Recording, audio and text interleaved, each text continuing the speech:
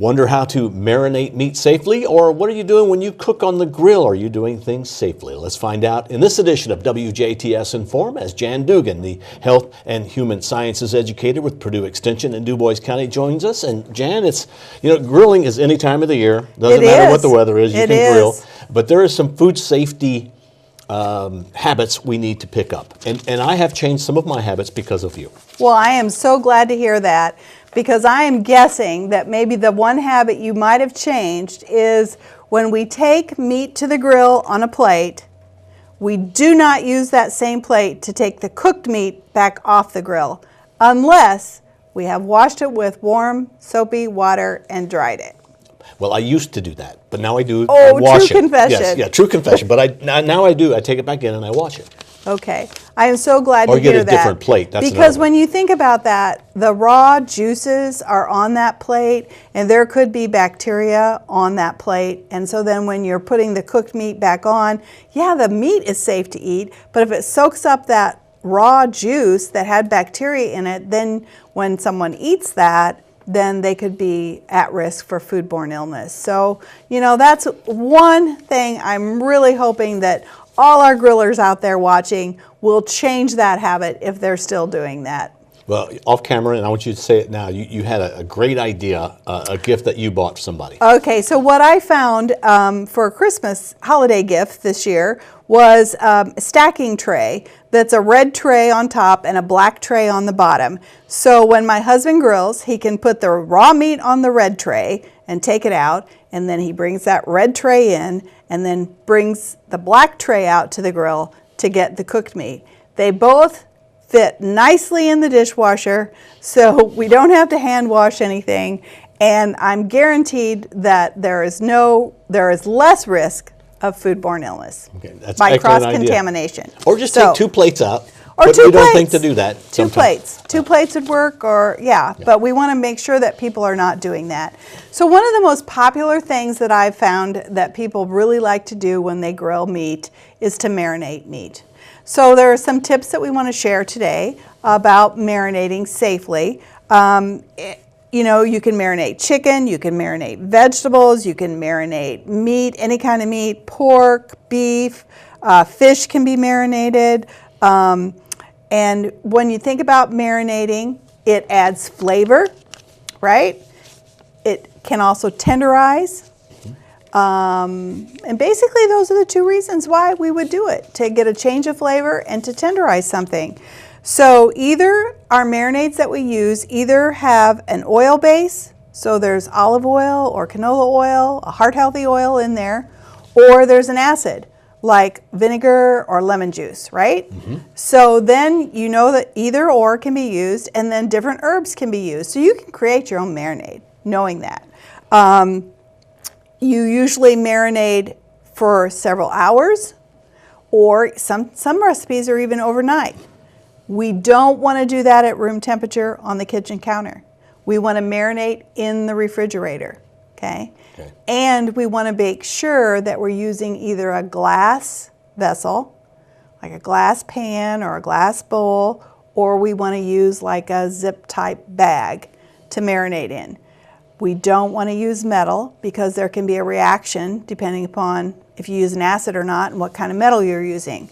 So those are a couple tips I want everybody listening to listen to and follow through on. And we want to make sure that we marinate in a food-safe container in the refrigerator. If you can, put it on the lower shelf of the refrigerator. So if there is any juice or anything that drips, falls out, it won't go on any of your other foods in your refrigerator. Make sure that your refrigerator is at 40 or 41 degrees. You should be having a food thermometer in that refrigerator so that you know your refrigerator is cold enough. And then you want to be sure that when you use another meat thermometer when grilling to check for doneness, because we can't really tell when we're looking at a meat whether it's done or not. Appearance doesn't tell us anything, really. We really need to check it with a food thermometer. I like to use a digital food thermometer to check the internal temperature to make sure that the food is cooked properly. And if you don't know what those temperatures could be, we have charts at the extension office that I would be happy to mail to anyone, but you could also do a search on the internet for safe food internal temperatures for meats, and it will pop up what it should be. And almost always on the thermometer itself, especially if you've got those digital ones that are remote, Right. you can set it for the meat, and it'll tell you what that temperature is that you need to peak it at. Sure. And it'll beep when it's at that. Sure. I like to get it about 5 degrees warmer than that, Yes. and then that way I know it's done. But Yes. it also makes it a little more tender. Okay. Great tip. So, but it is all on almost all the meat thermometers. It'll tell you what chicken, fish, beef, pork, whatever that is. And another thing, what we like to do is that when we take the meat off the grill, we like to bring it in on that clean tray and cover it and let it set for a few minutes. And that seems to just make it even more yummy. Yeah, that's excellent tip there. So marinating, you can use pretty well anything to marinate. Sure. Water and vinegar and seasonings or a little salt. Probably we use too much salt maybe. Yeah, I don't know that you would have to put the salt in there. You don't need it for tenderizing? You probably don't need that. No, Okay. it's really either the oil or the acid that does the tenderizing. The other things do the flavoring. And the easiest way is on the store shelf, there is a lot of marinades ready to go and really different crazy flavors that you can do for your meats. I would caution you when you're looking at those on the shelf to check the sodium content. Read the label. Read the label. If you're watching sodium, some of those marinades are a lot higher than one you could make at home. And if there's a lot of recipes that are available if you feel uncomfortable trying to do that yourself. But there's a lot of different things that you can marinate the meats in to make them really tasty. And you may like a lot of rosemary, so you put more rosemary in than thyme, something like that. Sure, a good reason to grow some fresh herbs. Yes.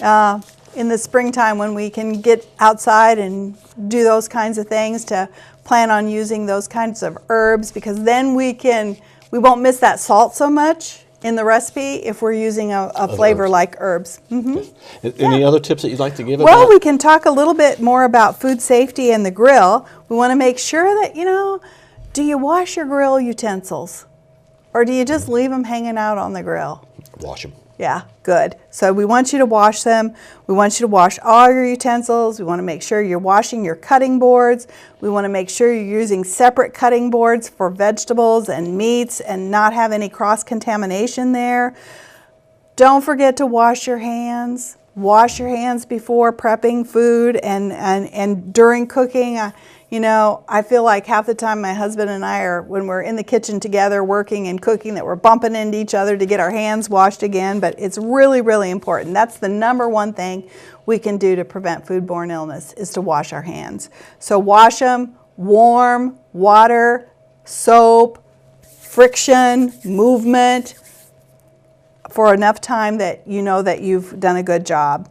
And then we want to, as I mentioned, keep raw foods separate from cooked foods. We want to do that. We want to make sure that our refrigerator is at a safe temperature. We want to make sure that, if we transport things, like if we cook things and we're taking them to a friend's house for a party or something, we want to make sure that we're using coolers, and if it's to be kept cold, keep it cold. If it's to be kept hot, keep it hot. Make sure that you maintain those temperatures, and just cook meats to the safe internal temperatures so that you know that you won't be at risk for foodborne illness. And those rapid read thermometers are small, convenient, easy to use, and they work really well. And they're a lot less expensive than they used to be. Exactly. So, yes. You don't have to buy a really expensive one.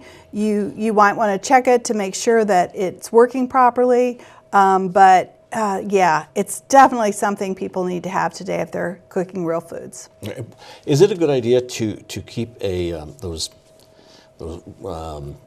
disinfectant wipes available? Because they have They can be used, like to wash your hands. Yeah, they can be used, and they're okay to be used like that. But nothing really replaces hand washing. Good. Hand washing is the #1 best way to reduce foodborne illness, But those wipes are, you know, if you can't wash your hands, the wipes are a good alternative. Now, in washing my hands, I have to do the ABCs? Yeah, Is that would be great. That's what my grandkids have taught me. Yes. Wash them long enough that you can say the ABCs. That's right. Okay. And you can probably say that pretty fast. I can, but I have learned to slow down. Yes. Yes. Well, Jan, thank you very much. Well, thank you, Bill. Thanks for having Purdue Extension here on in.form and sharing our information and about our programs with your viewing public. Well, we appreciate you coming in. And just make sure that when you're grilling or you're marinating meat, no matter how you're cooking it, we use the safety tips that Jan has discussed today. Thank you for watching WJTS in.form. We are local people watching local people.